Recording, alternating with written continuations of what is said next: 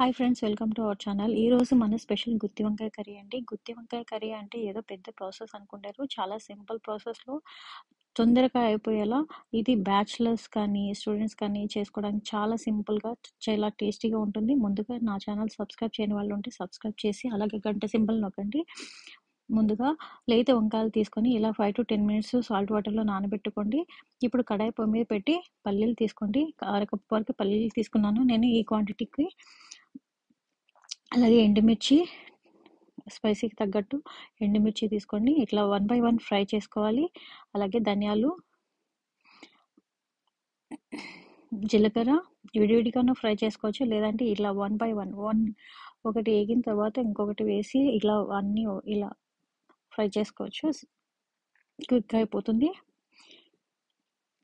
ఇలా ఫ్రై చేసిన తర్వాత వీటిని మిక్సీ జార్లో వేసి ఇందులోని గార్లిక్, ఒక టమాటో, ఒక ఆనియన్ వేసి ఇందులో పసుపు ఒక 1/2 tablespoon, సాల్ట్, దీనికి ముందుగా నానబెట్టుకున్న చింతపండు కూడా వేసుకున్నాను. ఇలాగా అంతా మొత్తం మిక్సీ చేసుకొని పక్కన పెట్టుకోవాలి.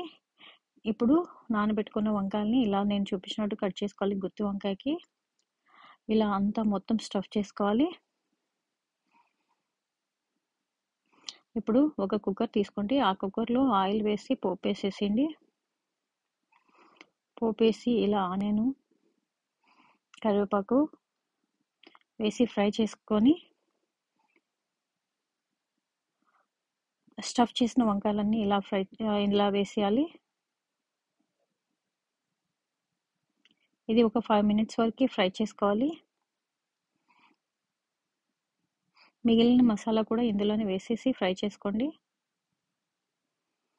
ఇది కొంచెం పచ్చివాసన పోయినంత వరకు ఫ్రై చేసుకున్నాక వాటర్ మనకి ఎంత క్వాంటిటీ వాటర్ కావాలనో అంత వాటర్ వేసి ఒక విజిల్ పెట్టేయండి. చాలా సింపుల్ కదా.